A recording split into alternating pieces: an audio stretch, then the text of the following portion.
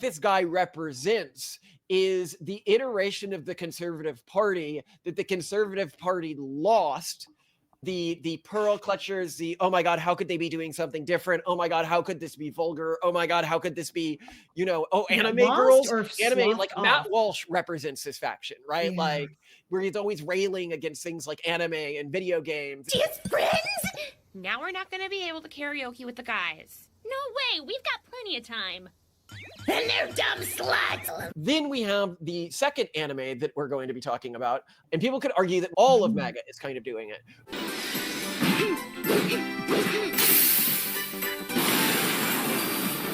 It opened! This is hard to watch. Nergo Blast!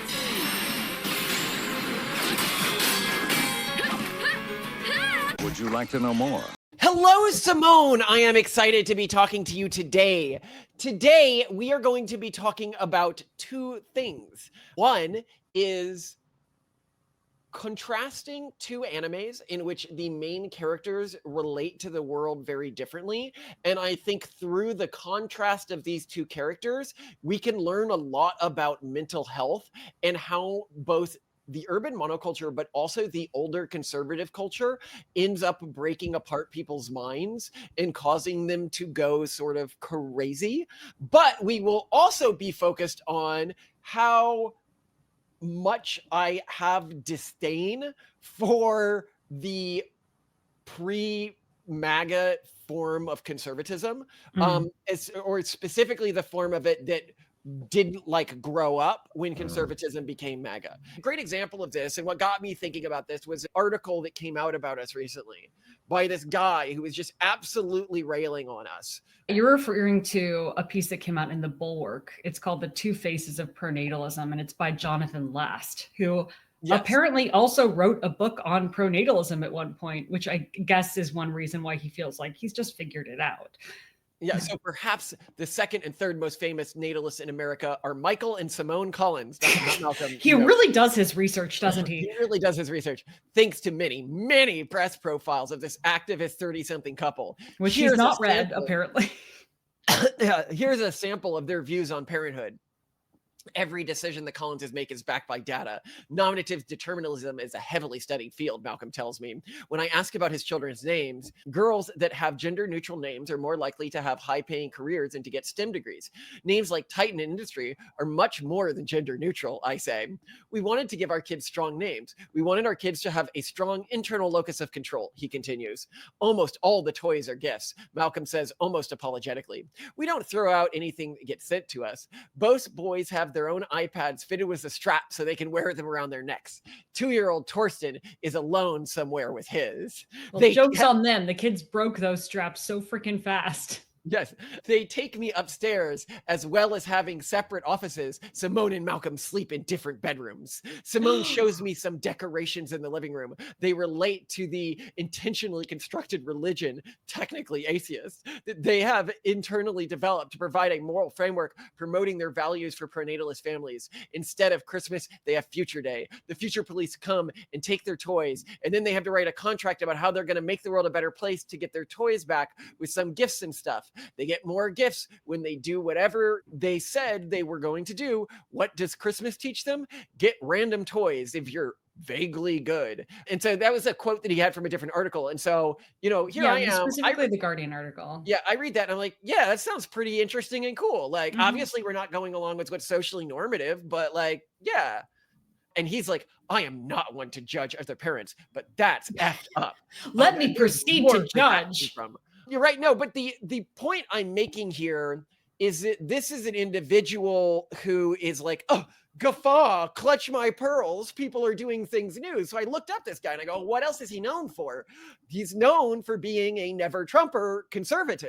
And he wrote a long piece about how amazing Biden was. For example, he wrote, I hope you drank it in last night. It was one of the most human memories I've ever seen in politics. From the second the president stepped on stage and embraced his daughter. But it was more than that. It was America saying goodbye to this ordinary man who has become an extraordinary president, a president who saved our democracy.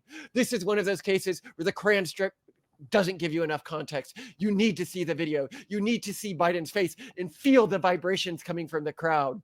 And you absolutely need to watch his final section where he transitions from campaign speech to valediction. And I think somebody who can write with that much passion about Joe Biden, what I realize is what this guy represents is the iteration of the Conservative Party that the Conservative Party lost as it took on people like you and me. The pearl clutchers, the, oh my God, how could they be doing something different? Oh my God, how could this be vulgar? Oh my God, how could this be, anime girls? Anime, like Matt Walsh represents this faction, right? Yeah. Like, where he's always railing against things like anime and video games. And it's like, okay, and I don't even think like, okay, boomer, because it's not boomer. It's like a very specific faction of curmudgeon. Yeah, it's not even curmudgeonly. It's like defeatist. It reminds me a lot of pronatalism in the UK, where it's like, oh, things are just bad, aren't they? And there's nothing we can do about it, and I just don't like it. I think from the difference between these two groups, and we will look at this through anime, we can understand how to improve our own mental health more. Which is really easy, because you can tell that an individual like this, like you and I are like living our lives out and proud and weird, and we are clearly loving it. Like every day I'm like, this is the best life I could ever have. And this guy clearly feels like the world's falling apart around him. Oh, everything was better in the past. Oh, this is all so sad. And you and I are constantly like, look at all the cool things I can do with AI now. This is amazing. What a time to be alive. And so there's these two animes. One anime that we will be looking at is around a character called Tomoko, and it's called WataMote. And I'll put some clips of it here to give you like a vibe of it. Okay. But it's about a young girl in middle school or early high school who is very, very socially anxious. And she really, really wants to be accepted by other people. And she just keeps self-destructing through her self-anxiety and intense desire for acceptance by the community. Just friends? Now we're not going to be able to karaoke with the guys. No way, we've got plenty of time. And they're dumb sluts. Oh yeah, we do it like every day. Wow. She's definitely still a virgin. Be sure to drink plenty of liquids and take precautions against heat stroke. Go ahead and work yourselves to death, corporate slaves. Tomoko! We're going to start without you! Seriously, it doesn't even matter. And it is a anime that the entire, like it's a well done anime, but the entire vibe of the anime is depression and social rejection. Wow. But I think a lot of people feel like, oh, I get this, right? Like I want to. It resonates with them. So you think it's a popular anime because people get it and they. Yeah. It's like an anime dedicated to like a proto hikikomori. Like, I'm going to school, but I don't really want to be here. Like, what am I doing here, etc. Then we have the second anime that we're going to be talking about. And this anime is called Chunibyo. And it is an anime about a girl that is equally socially awkward. She's going through a stage that they have in Japan. I forget what it's called. It's like Magic Girl stage or something. But it's something that we saw when we were kids. Some kids did. And, I went through phases where you do things like this in like middle school or high school. And people could argue that we're still kind of doing it, that all of MAGA is kind of doing it, which is to say she dresses up like she is a magical girl, but was like a eye patch that she doesn't need, and then under the eye patch she doesn't need, there's like a yellow contact to try to make her look like special. This flavor, this must be the work of the dark organization. For our safety, I shall seal you. There's no way!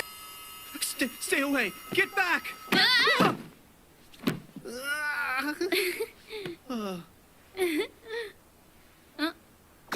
Oh, one moment, please. I'll put it back in. It was a contact all along? This is hard to watch.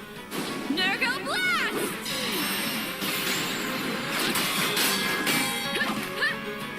pretty nice. Red fruits can have seriously negative effects on one's powers. This one curbs magical abilities. Are you trying to say you don't like tomatoes? This green squishy area is particularly dangerous.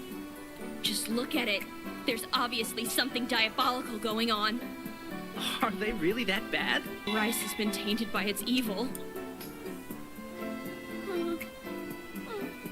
And she pretends like the world she's living in is one in which there's these like magical beasts everywhere. Oh, Last night, I was searching for the invisible boundary lines when suddenly a ferocious beast appeared before me.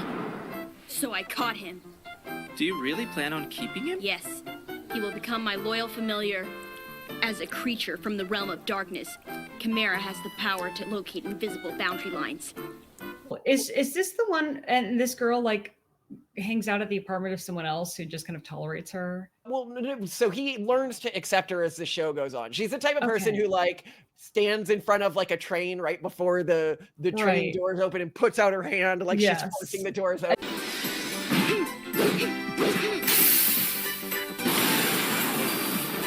It opened! I think I've seen clips of this. Yes. And then look at the guy who is watching, like very self-satisfied, you know, like I did that. Yeah. And the sort of plot of this one is this guy that you are thinking of. He's a guy who used to be like this. He used to, when he was in middle Oh. school, do all of this stuff. And he's He's just grown gone to out high of school it. and he wants a clean Aw. state and to be like the mature, cool everyman. But he used to write like fan fiction basically about this world and the character that he built for it. And now Mhm. this girl is obsessed with that version of him, the middle school version of him, and is constantly trying to get him like back into that lifestyle.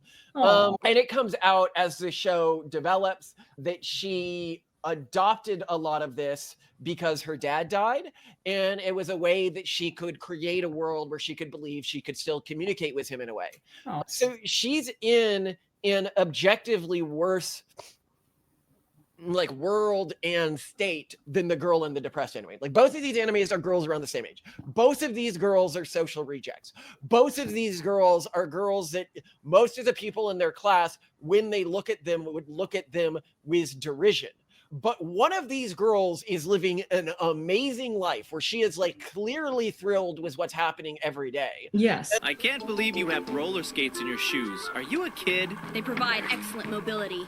Also, with these, when I come under enemy fire, clang, clang, bam! And the other girl is living a living nightmare.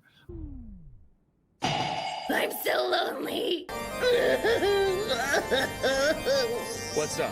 There's some weird girl standing outside.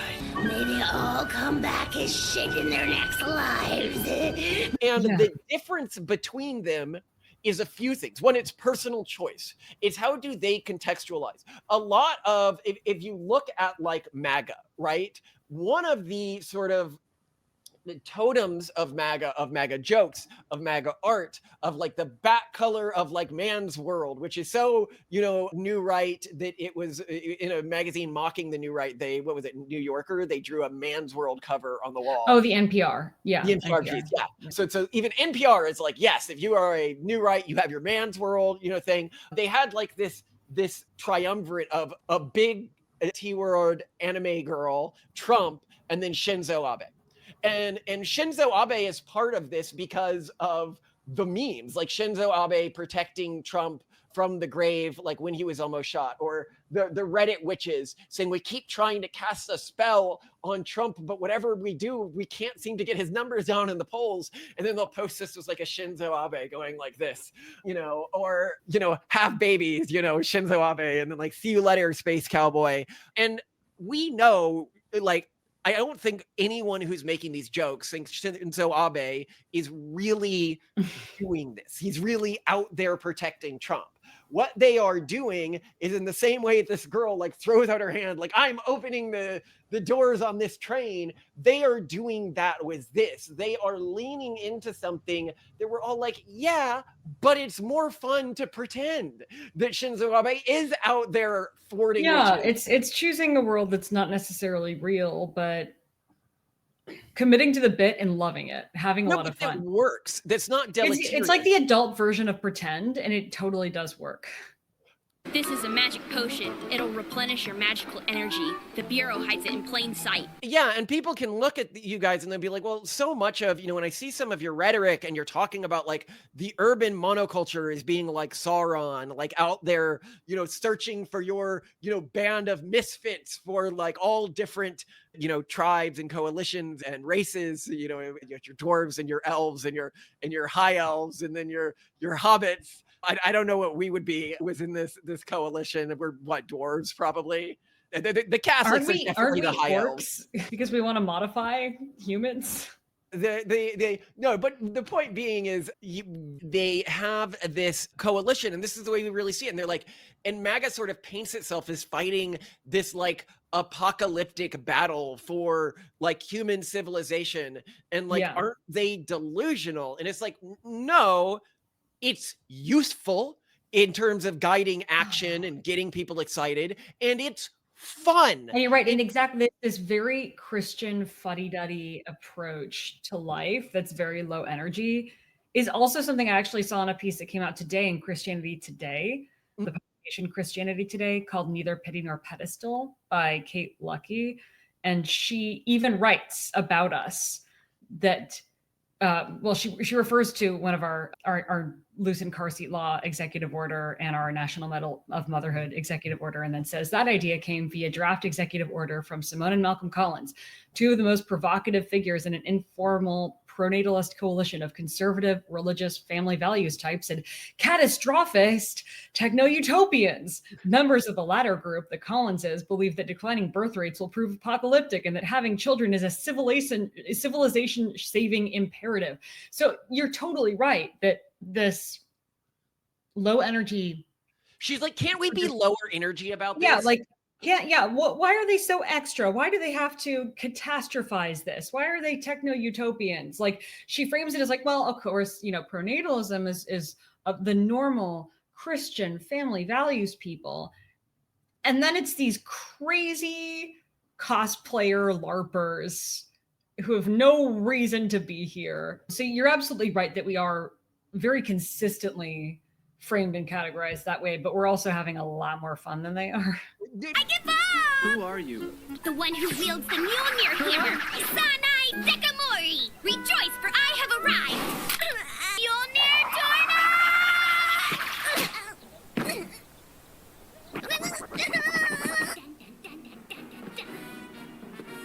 First level seal activated! Magical output increased! Be banished from this world! Cut it out and give us a hand, you two. No, the thing is, it's one of these things where what's very important to understand is we understand where we're LARPing. We understand where the lines are. We don't actually expect Shinzo Abe to have our back. Yeah, but as you've said before too, and I think this is 100% accurate, all culture is a LARP. Yes. Their LARP just is lame. But the point I'm making, Simone, is yes, it's a LARP. Yes, it's out there. Yes, it's over the top, but it is all over the top with an end goal, right? Yes. Like, it's not like we allow inaccurate beliefs about reality to cloud our vision in a way that leads to misplaced action. That is where you have problems. Right, like where you believe in the magic or whatever, and so you spend your money on Etsy spells, or there are ways that this can go wrong. But what the new right has done is normalized the joke of it while also LARPing with it. You have to really appreciate, though, that we do literally live in an age where there are at least a handful of people who probably make their entire income by selling magical spells on the internet. And I really love that. We have a whole episode about that if people want to go to it. Yeah. But I'm thinking here about Freedom Tunes, channel I really love. He probably wouldn't like us. I don't know. But he does these great cartoons. And one, when the left freaked out about eating dogs and cats, comment by Trump, is he made a whole video about migrants dancing with forks and knives around a dog they're cooking. And then leftists keep coming up and explaining this is likely not accurate. And what's funny is the point, we don't care. The point of the joke is We don't care whether it's true. It's the gist of it that we care about, right? The gist of it is people are coming over with vastly different cultural values than ours, and normal Americans end up suffering as a result of this. We don't care that you're like, whoa, there wasn't a hard confirmed report about the Yeah, that has that like a lot of to do with people it. just feel like, hey, it's not cool that the government doesn't have its business in order for taking care of me as a citizen. Why is it taking care of non-citizen? That's really the basis of it. And Eat the cat, eat the cat, eat the cat, eat the cat. There have been no credible reports of specific claims of pets being harmed, injured, or abused. Eating the dogs, they're eating the cats. Eat the cat, eat the cat. They're eating the cats, they're eating the dogs. Eat the cat, eat the cat, eat the cat, eat the cat, eat the cat, eat the cat. The Springfield, Ohio Police Department has debunked this very bizarre and very hateful. Eat the cat, eat the cat. But the point I'm making is that when leftists attack this, they think that they're trying to convince us that like immigrants aren't actually eating dogs and cats. And I'm like, that is literally irrelevant. And if anything, it's funny that you are so working yourself up in knots to try to convince us of that, because this is like a vibe for us, right? And the other thing that's really clear throughout the differences between these two animes is in WataMote, where she desperately wants the validation of everyone. She doesn't really have any friends. She doesn't really know these other people who she wants validation from. But she's classic spoony, upper middle class female angst. She wants to be popular. She wants the other girls and boys to want to talk to her and to think she looks cool. Like she'll do things like practice like cool looking poses in the mirror before going to school, and then try them at school. And when other people don't react, she'll like have a breakdown, like the other girl, and meanwhile, is like trying to create like little stand-ins for like magical girl powers, and like goes at school, or like she has a friend that has ponytails, but she attaches things to the end of the ponytail so she can swing them like a magical girl would in like a battle. Oh, that's so cute. And there's like and they know that this is like, there's a scene where like they create like a summoning circle, and the show does this fun thing of constantly switching between what they're seeing and then what the people who aren't buying into their alternate world are seeing. And then it switches to what everyone else is seeing. And it's the girls like spinning around in circles, and around them is like a concentric circle of like Christmas lights, that they've made to be their magical portal or whatever. And like they're having a blast. You can be like, but it's just Christmas lights. And it's like, stop being such a downer, man. Like we're having fun here. But the important thing about these girls in this one is they don't want the validation of everyone. In fact, they don't care what most of the other students think. She cares about what people with values that align with her values think. That's why she goes after the boy who had written these like fan fictions that she got really into. That's why with the other girlfriends that she hangs out with, or that end up being drawn to her and this guy, they're the other few people that play this like pretend way of living life, right? And they care about what each other think, but they don't care about what the rest of the class thinks. And so there isn't ever this, I think that that's such an important thing to redirect your life around. And it's something that this older anti-MAGA Republican class, right? That they're going out there and they're like, well, you wouldn't want to do anything that would have people look down on you. You wouldn't want to do anything that would make you look weird. You wouldn't want to, and I think if you look at like the garishness of a lot of the things that Trump does, you see, no, he wants to appeal to specific people, but he doesn't care about everyone. Like most people would think his design is pretty trashy. Yeah. If you look at like pretty much anything Elon does, he just seems to be too autistic to notice. He likes, the trolling. If you look at us, it's not that we don't care what people think. We care what people with aligned values think. Right. If we bring somebody, we don't regard the opinion of many people because their values are not aligned with us, and therefore they're not relevant to us. Why would you care about somebody like that? They're not like you. They don't have the same values as you. So what makes other people so afraid of this? Do they assume that the people whose regard they're attempting to garner have aligned values with them, or they're not thinking about it at all? They don't have their own values? What is it? I think it's that they don't really have their own values.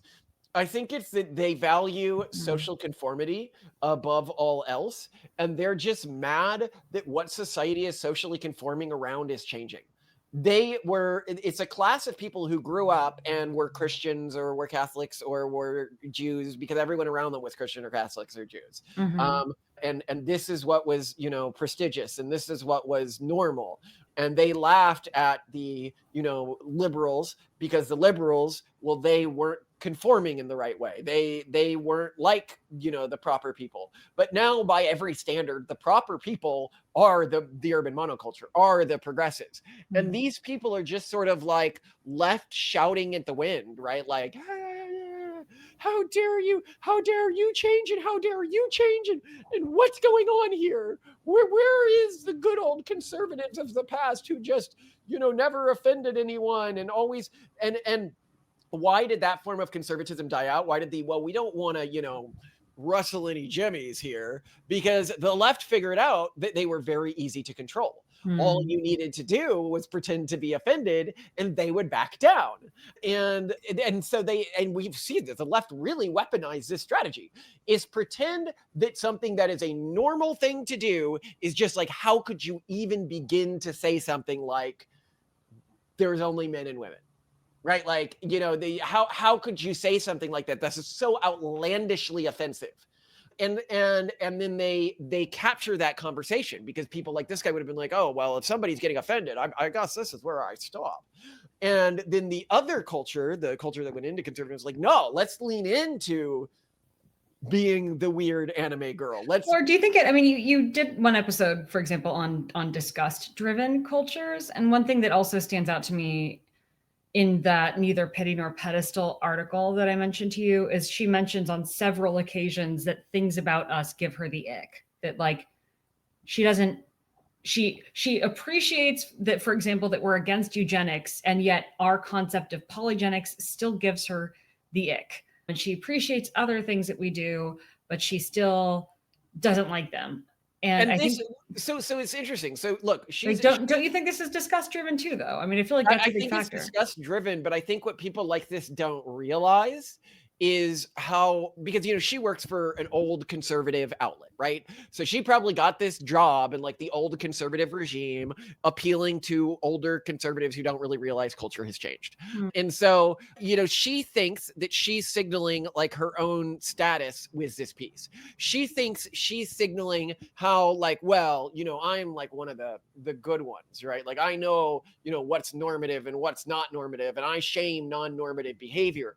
But the thing about the new conservative culture, whether it's the new right or MAGA, is that if you go out there and you try to drive other people's behavior by being like, oh, this thing that you're doing is ick, or this thing that you're doing is ick, people are generally going to be like, sort of push you out and not really like you, because they're like, oh, you're going out there trying to control other people. Like this worked in the last conservative ecosystem. This is not something that works in this conservative ecosystem. In fact, this is something that the wokies do.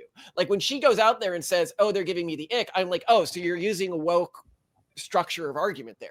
You're being like, don't you see how weird you are? Don't you see how different you are? Why don't you act more like what the universities say we should be acting like? Why don't you act more like what the proper people in society say you should be working like? And so I think that it's interesting is that she thinks that she's signaling, her status. And she is to a certain community of like older school, aging people from like the evangelical revolution.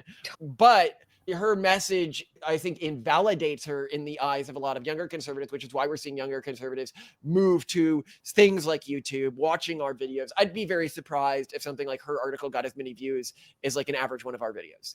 Like that's just the way things are these days, because this is the new, like, it's just more fun. Like as soon as people realize you can do this without acting the way that she's acting, you're like, oh, this is fun. You see somebody shaming this stuff, especially when they're shaming like fairly normal and like not particularly over the line positions of ours. Like, hey, we should be awarding mothers. Like, and she's like, well, I don't know. That could ruffle some jimmies, awarding mothers. Well, literally the argument she makes actually is like, well, but awarding mothers implies that they make some kind of sacrifice, that being a mother is hard, and that it neutralizes your personality, and she's putting all these things on it that don't even exist. Like, well, no, but I mean, I think that this is what she's talking. She's like, and she's saying that obviously being a mom is a sacrifice. Like, obviously it is. It's hard. What are you talking about, lady? Like, my wife works her butt off, like, being a mom, right? And you work your butt off being a dad, yeah. Contributing to the next generation is a sacrifice. And you can say, well, it's fun and everything like that. But, like, why shouldn't we be honoring that sacrifice? Well, and here she is. She is one toddler child, and she says that she's pronatalist. But here she is saying, like, the article's literally titled Neither Pity Nor Pedestal, that, like, parents should not be pedestalized and parents should not be pitied. And that a problem with prenatalist policies is they do either or both of those things. And it's like, well, no, but it's lady. This type of conservative just doesn't have kids. Yeah, no, it doesn't seem like she's super stoked to have more herself. It's odd. Yeah, this low energy. Well, I mean, part of me wonders, like, I could see that this could exist and be sustainable in a pre-tech age where you're very afraid of being kicked out of your village because that means death. But we don't live in that age anymore, so it's a little different. Yeah. Well, I mean, I think that these cultures and these people, like, it's one of these things where, like, they're out there and they're like, well, what do you think of us shaming you? And I was like, I think as much of you shaming me as a character in Chunibyo would think of a character in, like, Moto was, like, concerned that the Chunibyo girls are acting weird.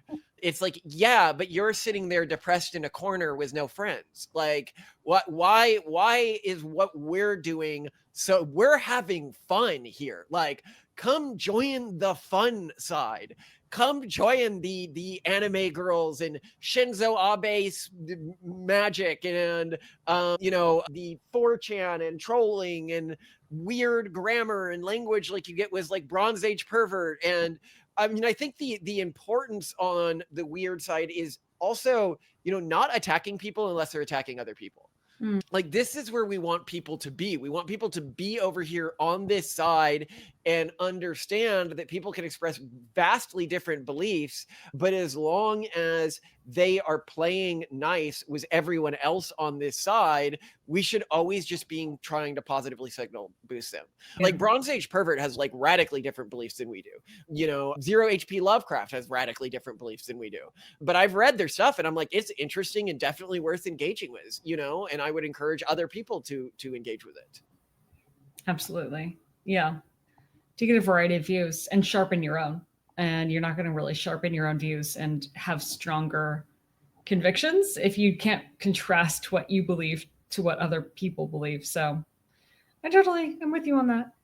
I almost feel like also religion at its best is this. It is extra. It is adding magical world elements and demons and angels and guardians and temptation and all of these additional bits of magic and intrigue to your life.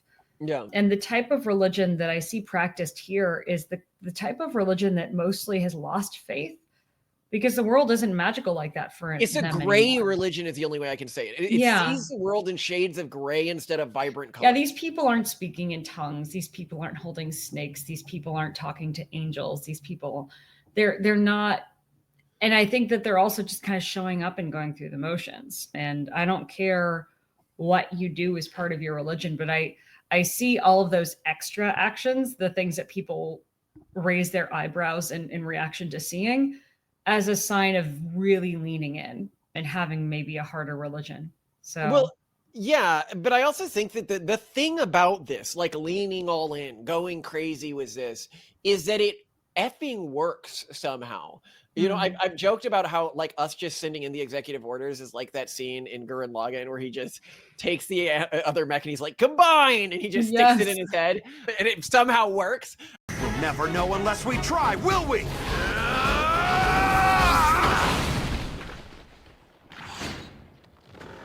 You see that? What do you think, Fuzzball? We're the same as you. Wow, we were really able to combine. You were right, bro. You were right. Sure looks that way, doesn't it? Wait, how could you combine? then it's like, that's not how you, what are you doing? That's not how you combine robots. But that's basically what we did, is we just sent this out there. And almost like there's a great gambling anime called Oh God, I love that anime. It's like the gambling school anime. So and I often good. think, like, us going into the world of these really petty press people who all wanted us to fail, it was like entering this gambling school in this anime, where it's all of these like high class cliques like laughing at us, the people who don't know what they're doing, and thinking about how they're going to cheat us, like the way that they screw over every other like new person into complete destitution with their like crooked press tactics, because we're just so unsophisticated. And that what they don't understand is that we love gambling. What they don't understand is that we actually are quite good with the online trolling and press game. But also, like, for us, it's the thrill, it's the fun of it, that we're there because we like it, and they're there because they want to win. It's hilarious when they freak out and they start reeing. And them trying to like outplay or destroy us, they end up having a reporter ask Trump directly, you know, what do you think about these pro-natalist policies? And he goes, well, they sound like a good idea to me. And I'm like, I wasn't going to be able to get a policy directly to Trump, but thank you for getting a policy directly to Trump on my behalf through your panic. Like, and then they end up like one of those, because the way it always works in the gambling one is some girl will take this girl and they'll have this scam and this plan to screw her over. And then what they realize as it begins to play through is, one, she knows everything they're doing before they do it. And two, she doesn't actually care about winning or screwing people over in the way that they do. She just really loves games of chance. Mm-hmm. And they always end up quite freaked out because they realize when they're not in control anymore. And I think that that's the way a lot of the press has been with us, or the Guardian. Like at first, the Guardian was all nice, like, you know, like one of those anime girls. Oh, we're going to screw over these simpletons. And as we began to talk with them more and more, the reporters were more like aggressively hostile to us, because they were like, I know your strategies. I know your thing. And I'm like, oh, I know you do. I know you do. So here's a plan. Come play with me. Medals to mothers, a very simple thing that will make you sound very misogynistic if you attack it. But the Nazis also did something like this. I mean, yes, the modern French government does this. Yes, Stalin did this. Yes, governments throughout history, even the United States, used to do this. But you are not going to be able to resist saying Nazis did it. And so you're going to go out there and you're going to attack a program that will make it look like you're attacking mothers, because, you know, this is the one, again, we give medals to scientists who sacrifice for the future, medals to warriors who sacrifice for the future, medals to industrialists. Why not mothers? Oh, because it's something only women can do? You know, you're going to look misogynistic. And I can tell you every single part of my plan, and I know you won't be able to resist making a fool of yourself. It's fun. It is ultimately quite fun. さあ、このゲームはこれでおしまい。次に行きましょう。次、何をします？ブラックジャック？それともバカラ？いや、私はもう。あら、断れるお立場でしたか？あ、そうだ。 It's like I hold them from punching themselves in the face for a minute, and I'm like, you sure you want me to, like, you're just gonna punch yourself in the face again? And they're like, no, I got it this time. Well, what I think is interesting about the shows that you highlighted, though, especially the ones that have these characters in them that the audience understands are delusional, is that there's a certain allure to that lifestyle. And I think most people just don't know how to bridge that gap. How do you get to that point where you can dance like there's no one looking, right? You know, people say that, but very few people find themselves capable of doing that. Maybe it's a lifetime of practice. But I feel like most of our audience already has this capability. You know, because they're autistic. That doesn't count. That's like a free pass. No, hold on. I don't think it's just being autistic. I think it's being imaginative, being engaged with the world, being able to be like, I'm in a fight for human civilization. And yes, there may be several layers of abstraction between like my daily actions in that battle, but like, why not treat every morning when you wake up like civilization depends on your actions? Like, why not treat every job you do, every email you send, like you are in a, now I'm not saying act like a crazy person where other people think you're a crazy person. You know, you are dressed up. One thing that's happened to me recently is from fans I realize now that I'm interacting with random people, some of which are smart, some of which are complete idiots, is people do not realize how much not using proper email etiquette makes you look like a complete idiot. Like, if you send me an email, like if you are a random person or a lower status person sending an email, now it's okay for high status people to send lower status emails that aren't properly formatted. But if you're like a fan reaching out to us and you don't write like, hi, Malcolm, comma, body of email, best name, like, I'm like, oh, this person probably has like a mental illness, or they weren't educated, or because one thing I can know is somebody who's like, well, I'm a genius and I feel all these, and I don't do that. And I'm like, it doesn't matter if you're a genius. You're never going to be able to raise VC money. You're never going to be, because if you didn't know to do that to me, you definitely didn't know to do that when you're trying to raise money. You definitely didn't know to do that when, you know, you were going out and, you know, trying to build B2B partnerships. So like, yeah, you might be a genius, but that genius is all trapped in your head. And true genius is knowing how to interact with other people in a way that would actually engage them, rather than a way that masturbates your own self-image. Yeah, not wrong. Well, I mean, this is just true. A lot of people just engage in a way that masturbates their own self-image. Well, and I mean, especially now, people have no excuse when it comes to polished looking communication, because you can literally ask an AI, like is this professional? You can put in your drivel or what you think is acceptable and just be like, hey, can you make this a little more acceptable? And guess what? It's going to find something wrong and it's going to fix it for you. So, yeah. But I think, I don't know, I think a lot of people just don't realize that. And there are probably also a lot of people out there who are just mentally ill and incapable of doing that. Yeah, or too personally arrogant or self-important to do it. And here I would note a final anime that I think wraps this, because if you look at something like Chunibyo or whatever, you're looking at this anime and you're like, okay, but like the characters aren't successful, they're just kids, etc. That doesn't mean that you can't combine the pretend with being actually competent and being successful. A great anime that's an example of this, of the animes I've mentioned, it's my favorite to watch, is Imminence in the Shadows. And it's this one's so familiar. What's this one about?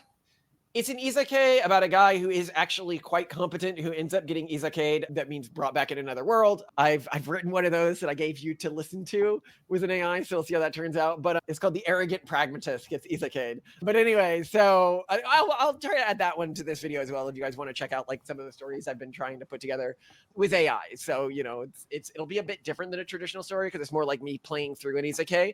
But in this one, so he gets isekai'd, and then he's like, you know what? I'm going to pretend like I'm running like a shadowy organization that's fighting other shadowy organizations. And of course, other shadowy organizations turn out to actually exist, and he is actually quite competent, and he actually ends up building out this giant network that's fighting these other organizations through what he sees as just like goofing around.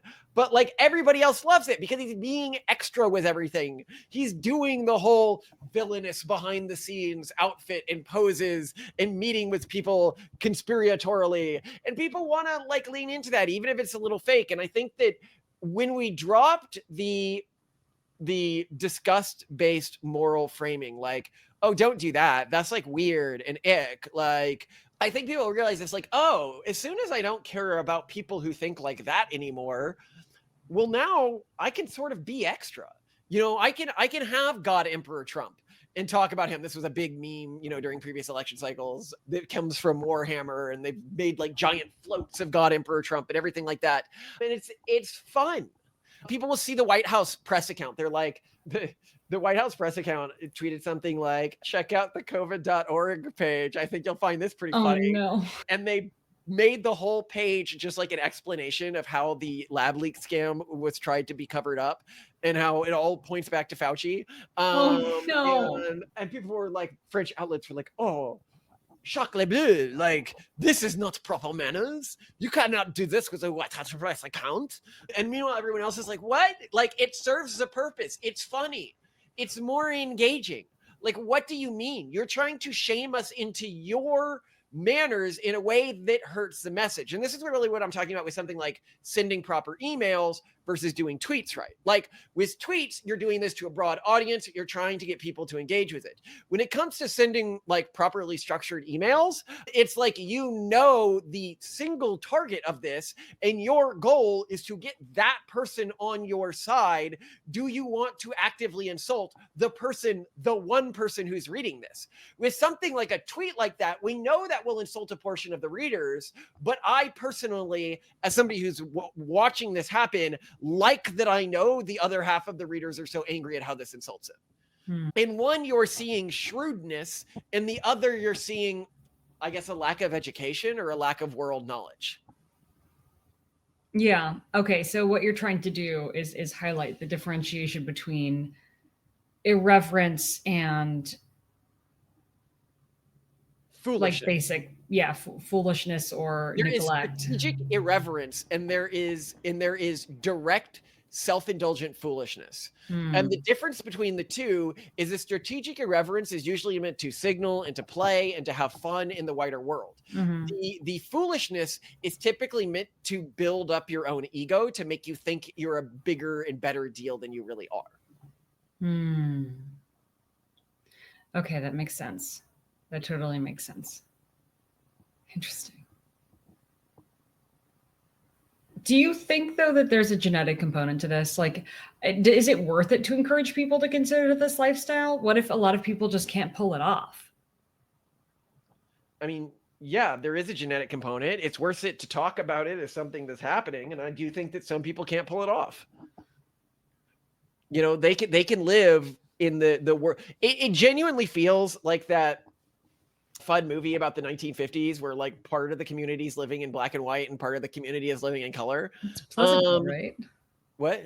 Pleasantville? Smallville. Yeah. No, Smallville's the Smallville. Superman reboot. I'm pretty sure it's Pleasantville. Hold on. Yeah, Pleasantville. Yeah. Fun movie, by the way, if you haven't watched it. I mean, it's got sort of woke messaging, but it's a well-constructed movie. And I think quite entertaining.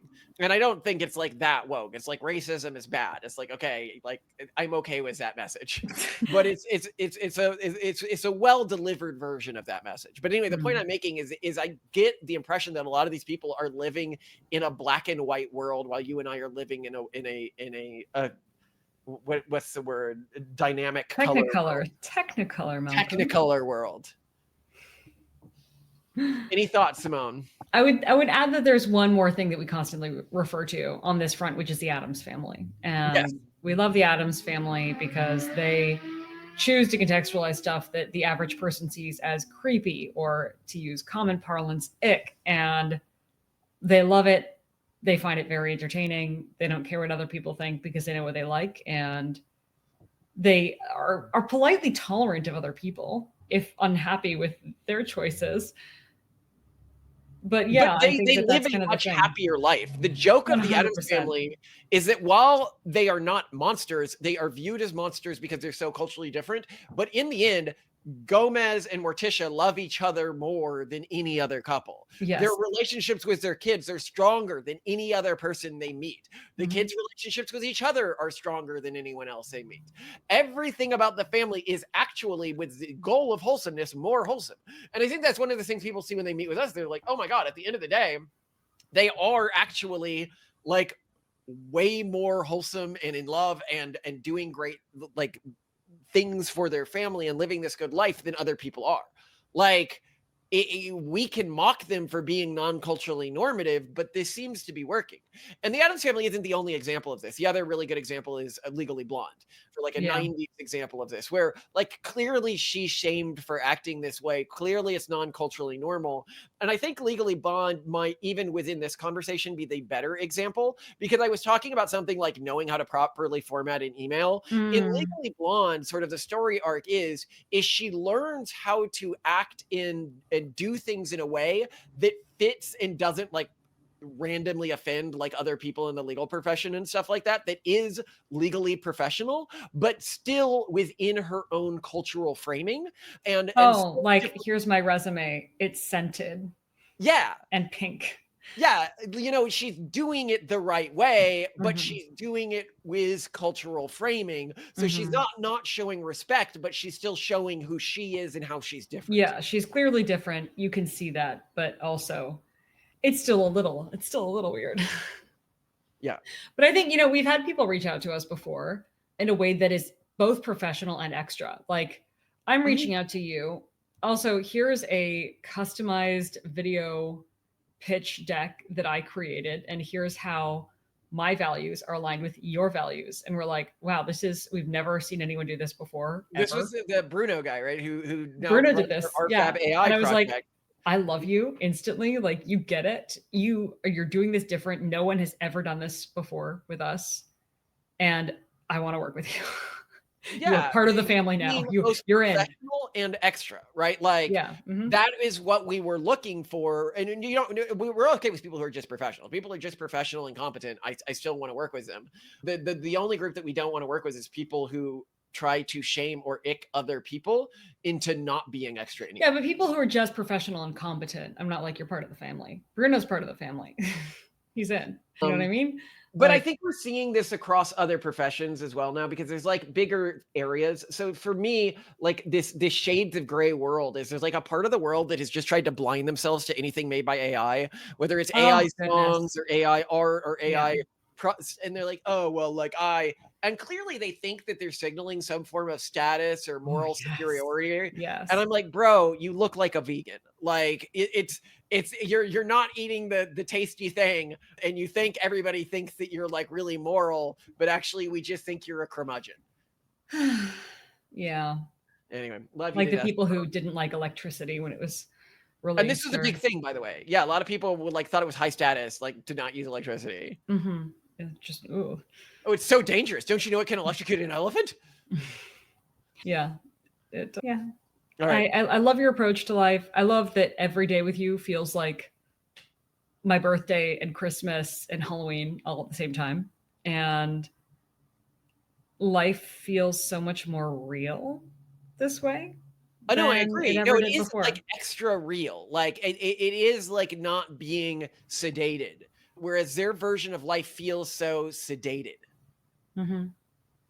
So thank you. Thank you for being extra and vivacious. And I do think that in the end, our kids are more likely to want to pass down our culture, because this is a culture that gets you out of bed in the morning. I mean, I think, you know, like there are other versions of it that they don't have to give you the ick if our version gives you the, like, I think the Opus Dei, great example of like extra, you know, totally leaning in, but not, you know, very different culturally, that I would also consider to be super cool like this and very gung-ho with how they approach life. But some people, I guess, would see it as like, ooh, what? To like bring your religious fervor to work? That's weird. Why would I do that? Yeah, it's like, no, that's cool. Like, yeah, no, you should bring your religious fervor to work. And keep in mind, like, this isn't just like, this is in a way, this is what like ultra Orthodox Jews are doing like every day. They're like, totally, they're being 100%, you know? Yes. All right, love you to death, Simone. I love you too. Do you want for dinner mango curry with extra chili peppers, so half the amount as last night, and coconut rice, or fried rice that's reheated? Or would you like the Burmese Thai basil chicken? The Burmese Thai basil chicken. That stuff is so good. Good thing we made a big batch of it then. I'm so glad. That's good. I will make that a little bit of extra peppers, right? It needs extra peppers, or does it not? But fewer than last night. So significantly fewer. Are not in crushing pain. And then I will finish your laundry, and hopefully we will go to bed early so that I am not sleep deprived anymore. All right. Hey, the cruise is tomorrow. I'm so excited. It's going to be amazing. I love you. I love you too. And girl. Yeah, Little Orphan Annie. I'm familiar with the concept. I haven't seen it. It looks depressing. You haven't seen the movie? Well, there's this woman named Miss Hannigan who runs the orphanage, and she's kind of fabulous. Like, as a kid, I thought she was evil and stuff, but now when I think back to her, she's just like this perpetually drunk woman wearing a slip, like languishing around the orphanage, making the children do all the work. And I'm like, she's raising resilient children. Oh my gosh. Well, Simone, I found I got sucked into a new great AI story I've been working on. Oh And no. today I found out how to like synthesize them, edit them, and then turn them into audiobooks for people. So I am going to be posting those with episodes. The one today that I was working on that I'm so excited about. I'm having a lot of fun with it. So I've got that going on. Wonders never cease. The other fun thing today is we were rejected from Andreessen Horowitz with our second application. Ooh, we got to the final round with both the school and the game project, and now we've got to figure out how to make them work on our own. I mean, the school is done and really nice, and we just got to get it in front of more people. So that's where we are with that. And the primary reason we were excited about Andreessen and the school is we felt that sales would be easier if we were an Andreessen-backed school. But no. But it's made. It's working. Yeah, it's working. I think on its own merits. A lot of people use it daily. Yeah. Yeah, way more than I'd expect. And well, I mean, I get it because I'm addicted. Like I'm just going to try it for 5 minutes, and then 2 hours later, like what happened? And yet I know everything about Chinese architecture now. What's going on? So if you are interested in trying it, it's a Socratic tutor combined with a game, like a tech tree you would have in a video game, and you can find it at collinsinstitute.org or parasia.io. Hi, Colin again.